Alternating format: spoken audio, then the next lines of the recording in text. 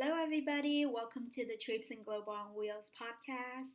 So, as you've seen for the last couple months, I've been releasing one-on-one interview episodes with our amazing guests.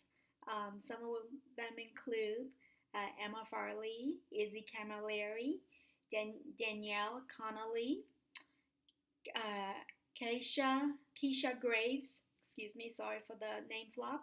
Laura Andert, Billy Price, Lydia X Brown, and Mindy Scheier. And I hope you've all had a chance to check out these episodes. If not, they're on Spotify, they're also on YouTube. I know some of you are listening to this episode on Spotify, and others of you are viewing this from YouTube. Wherever you are viewing it from, welcome. And I've been wanting to do a one-on-one monologue episode for quite some time, as you know from the introductory episode way back in early February. And there's just been a lot of resistance and a lot of, I think, some fears to being on camera and just talking to you naturally without a structured interview format. And today, I don't have a script. I do have a general outline in front of me, but other than that, I don't really have a script. And this is just to push through the resistance. I think a lot of us content creators strive to be perfect and want to be perfect, whatever we release to be perfect. And because of that, we're like always waiting. And so today I decided to just push through all the fears, all the resistance, and create something very much imperfect in hopes that moving forward, of course, it will be more and more useful and more perfect, quote unquote perfect, whatever that means, right? My goal is to strive to be better and to be useful, and for my contents to really make your life better somehow. And so I've compiled casually just my personal list of uh, the fears surrounding being on camera and communicating with all of you, or being on audio for those of you on podcast, just listening to the audio on our podcast platforms. So these fears that I'm talking about are in no particular order, and these are my 10. I originally wrote top 10, but they're actually in no particular order of my resistance for being on camera, and for how long it's taken me to create this video of just me communicating without the very structured way of how you've been seeing, basically, which is interview style, bringing on a guest and then coming up with a list of questions and interviewing that. Then that to me is a lot easier than talking to you, looking through a lens, talking to you casually, and yeah, it just feels less natural to me, and there's been a lot of blockage, and I think the blockage is because of these reasons, these fears, these resistance factors. So one of them is not having the quote unquote correct information. I think these days information is so easy to access on our iPhones, on our computers, and audiobooks are becoming very prevalent, and a lot of books are in audio format, YouTube videos. There's so much information coming at us, and at the same time, uh, for me anyways, that causes doubt. And be like, is my information correct, quote unquote? But I think for the sake of this YouTube, this is just my personal opinion, right? I'm talking about my resistance, my fears surrounding being on camera, being on audio, and spreading hopefully healthy and empowering information to improve your lives. And then my second one is not saying the information, not communicating the information in a quote unquote correct way that is accepted by all. I used to be very much a people pleaser, and at times now I could default to that as well, and always just be mindful that there is no correct way of communicating as long as it is clear, as long as it is useful, the intent is good. The intent is to make someone's life better, and perfection actually oftentimes is not the way to doing that. And one of my personal excuses that I think seem valid, other content creators will have their own lists and will have their own challenges, but is having the privacy to record the contents. I do live with other people, so it is, and when I'm recording, I don't like people listening in, and even though this will be publicized anyways, and it'll be on, all of the platforms, Spotify, YouTube, whatnot. Anyhow, one of my excuses is that I don't have the privacy to record the contents, and that to me is an excuse because there's lots of different spaces, and with our phones these days we can record from pretty much anywhere. My other fear, my other resistance is not having the right clothes for recording, because the appearance, we live in a very, what's the word I'm looking for? Image-driven world, with social media, with TikTok, Facebook, Instagram, Snapchat, everything that is social media. It's very much a visual platform, and so I think as a society, how we look, we are very much judged by how we look. And so in that, for me personally anyways, is another, not necessarily fear, but definitely a resistance to just jumping on camera and communicating with you all about something substantive, any number of topics that is important, that are important to all of you, to people with mobility disabilities, and just providing that empowering information. Instead, one of my worries is, looking good and making sure that I look presentable.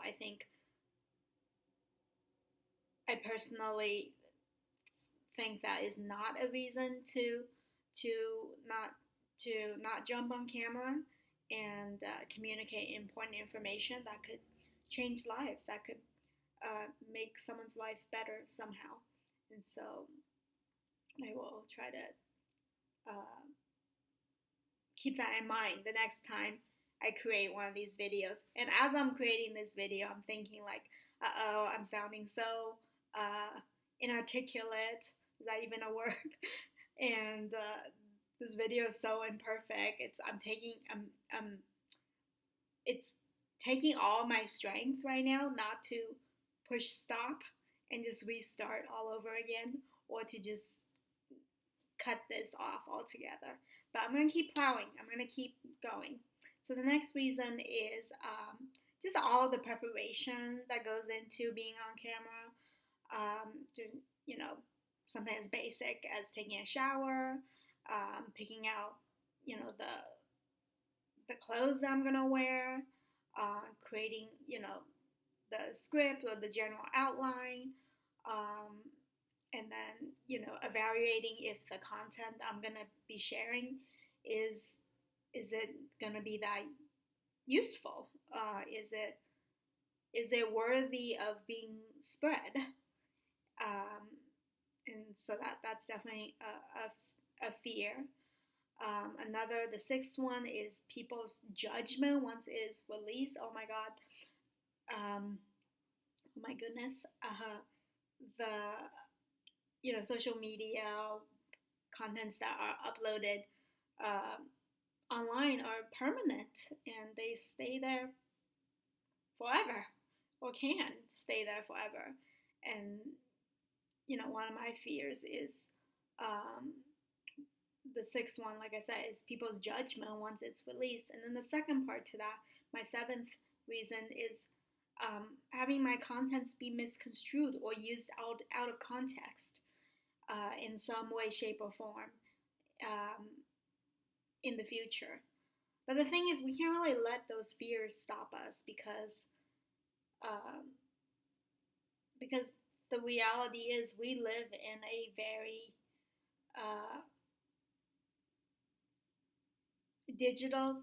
digitalized society. All of a sudden, now that I've turned on the camera, I can't talk, but I am gonna resist and not gonna turn this off, and I'm just gonna keep going.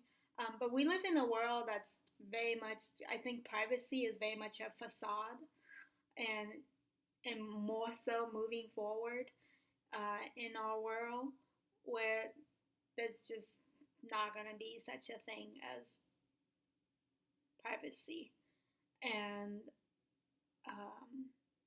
contents.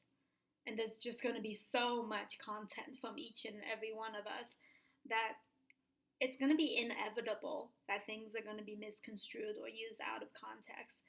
And even things that we say, up until now, even though everything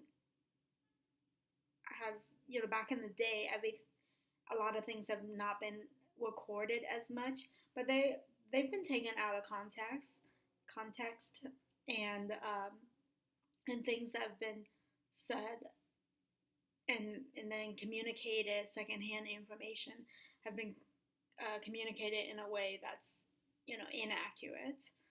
And so there's always going to be that fear there. But like I said, if the intent is good, the preparation is made, and there is a specific group you're trying to help, then go for it. Go take that risk. And then my eighth reason is not having the right length of content. The thing is, I think quality trumps quantity always. I've always believed this, but I've not always lived by it, I have to say, in the past. But however long it is or short it is when it comes out, that's however long or short it is. So just release it. Create it, release it. I'm very much a heady person. I think a lot, and I second guess myself a lot. Hence, taking me 2 months to create probably a 10 minutes or less video on here. And then another one of my fears, the ninth one, is I wrote down a total of 10. The ninth one is being judged by your family members. I think that relates to one I said earlier, right? People's judgment once it's released.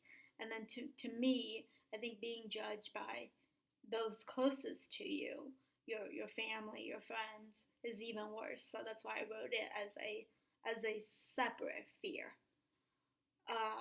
And then the 10th one, like I said, these are in no particular order. That's why it's been all over the place.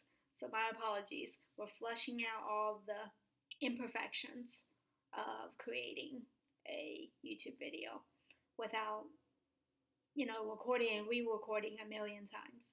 I think there will be a time when that's necessary, but at this stage, for me and for you, for the sake of you, uh, it's better to just create, not overthink, release, release the video onto the various platforms, and then get better from here. That's my thinking at this moment. So, anyways, the 10th one is, which segues really well onto what I just said, is sounding stupid, uneducated, ill-informed, and unaware. I think that fear is very much real, right? Especially if we, content creators don't do preparation, don't do the preparation necessary, or do the readings and be aware of the things that we're talking about, then we will sound stupid, uneducated, ill-informed, and unaware. But if the intent is there, that preparation has been made, and the only thing that's really stopping you is that psychological factor, which is all these fears that may or may not come to fruition, just go for it. I'm living by the motto that I've been saying a few times now. If the intent is good, if there is someone you're trying to help through your content, if you've made efforts to prepare, and you have the desire to get the information out there, then go for it. Do it. People who you want as your people who you want to influence, people who you want to help, people who you want in your orbit will not judge you, or will control their judgments more, hopefully, and because they know that your efforts are to help and to make the world a better place, and not just doing all of this for personal gain in terms of attention and monetary factors and whatnot. Although those could be a reason, because we all need to make a living, and we all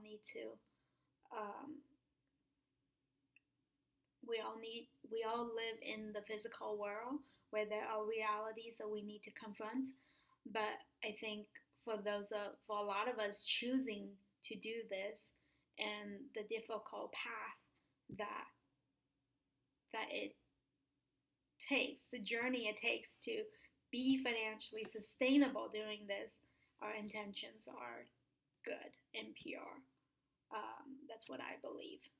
And I think with that, I've gone on several tangents, even though I had a general outline in front of me. But that's a very imperfect video for you. And I hope to see you all in my next video, which I hope is not going to be too long. It's not going to be another 2 months. Thank you so much for watching if you're on YouTube. Thank you so much for listening if you're on Spotify. And wherever you are, thank you so much for your attention. And catch you next time.